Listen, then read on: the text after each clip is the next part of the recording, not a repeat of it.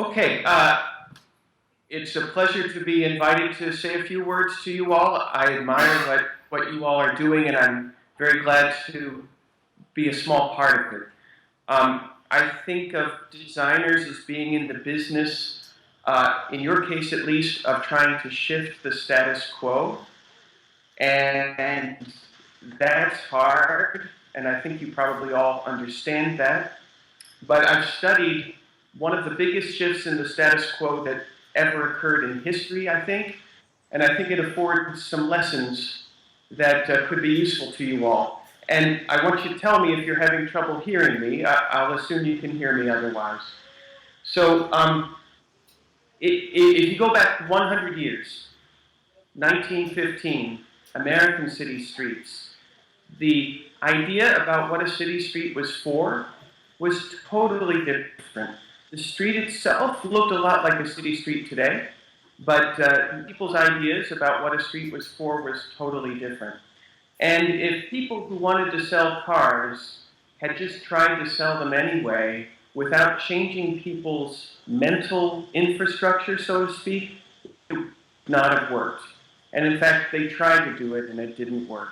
Because 100 years ago, people's idea about a city street was that it was a place for everybody.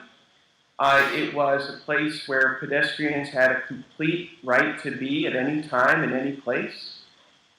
In almost all American cities, there were street railways, and they always went in the center of the street. And that meant that pedestrians, to board them or to get off of them, had to walk right into the street. So this meant that streets really were for pedestrians. And in fact, the official rules, the judges, the common law defended pedestrians' right to the street. And you start to really see this mental model of the street becoming striking when a lot of cars started to enter the street. And nobody was saying, how do we get people out of the street so that cars can drive wherever they want? People were saying, how do we get rid of these cars or slow them down? And at first, even the people who wanted to sell cars went along with this. They were saying, we have to go slower or people will resent us and fight us. And they wanted the cars to be accepted, so they tried to get drivers to slow down. But in 1923, people who wanted to sell cars figured out that they had to really transform the whole idea about what a city street is for. And the reason was, in lots of American cities, people were demanding very strict restrictions on automobiles. Things like mechanical speed governors. Is someone trying to speak to me? No, okay. It seems like there's interference on the signal. Somebody's tapping Okay. into it. I really don't know that. It's just the NC. Yeah. Okay, I'll go on. So, in 1923, there were proposals to restrict cars and make it impossible for them to go more than 25 miles an hour, and that really terrified people who wanted to sell cars because they thought their speed was the thing that made them most attractive to purchasers. So they actually sat down and they said, we have to change the conception that people have about what a city street is for. An incredibly ambitious idea. They went to work at it and they were remarkably successful.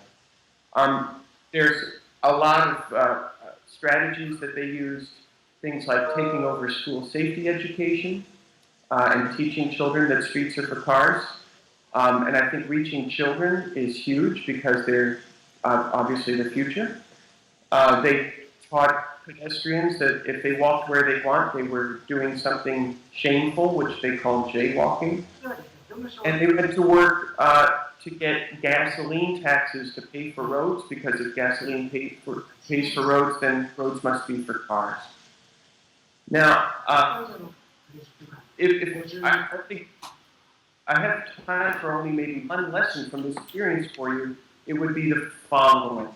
To change the present, you've got to change the stories we hear about the past and the stories and the vision we have for the future. So the story we now have, especially in America, that's because they preferred, and that's a story that is part true, but it's also concealing a lot of history. And to this day, the automobile industry is telling Americans that we built American cities for cars because that's what we prefer.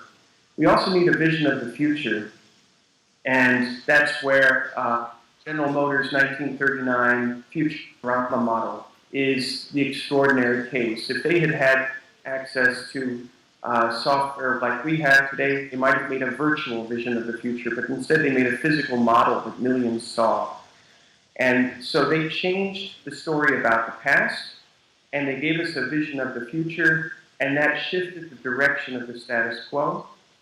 And there's a lot we could say about how they did it, but time won't permit that now. But they were successful, and I think you as designers can succeed as well if you learn from that example.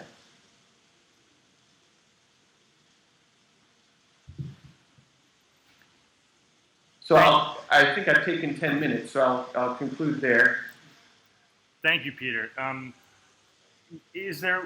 What would be sort of the one big lesson, I guess, when you look and you see how the car system was able to overcome all these mental challenges, redefine everything? I mean, what is the one single lesson that PostCarbon proponents could learn to install or create a new system?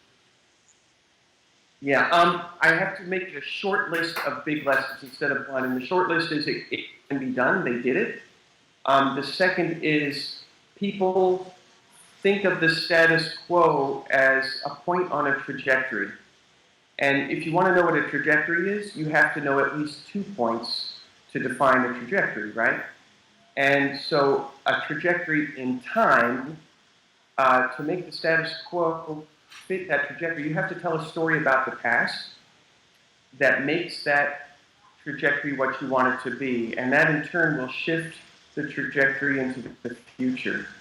So what I would suggest to designers is recover the past that you've lost because we grew up hearing that people prefer to drive. And it turns out that if you look in the past at what people were actually saying, they were actually saying, streets are for people, and we need to recover that lost history where people were saying that streets are for people and not for cars. Great. Thank you, Peter. Let's see if there's any questions. Yeah, Peter, we also have our designers here and actually some local experts from Vienna who are very happy to hear you today. So is there any other questions? If you're wondering too, it's about 100 degrees here. So everybody is sweltering. Oh my.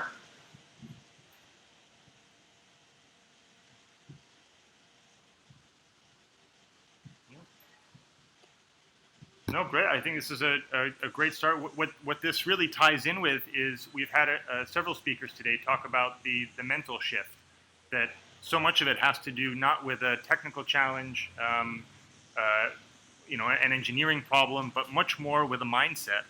Yes. And that's what you're saying too, is that's what the car system Motordom maybe realized was change the mindset and everything follows.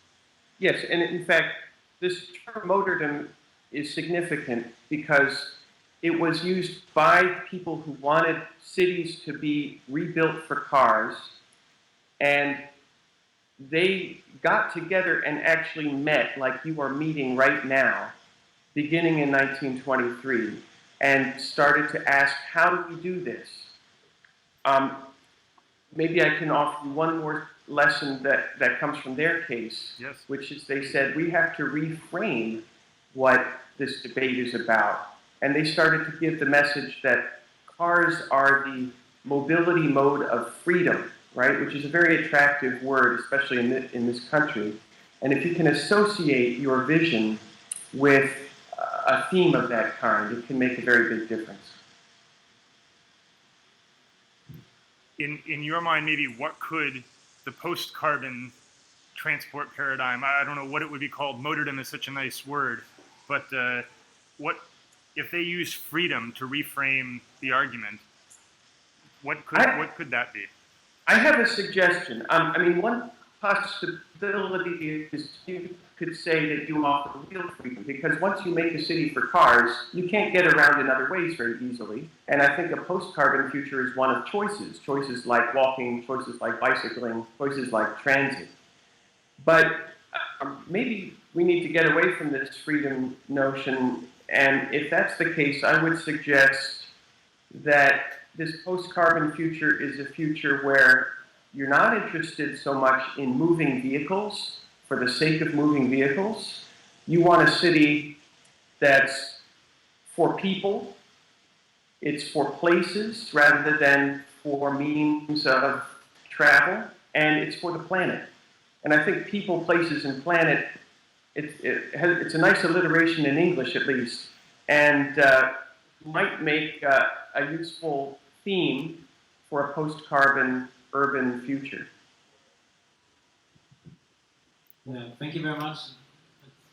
Yeah, great. Thank you so much, Of course. Peter. Thank you. Let's give him Of course. a hand.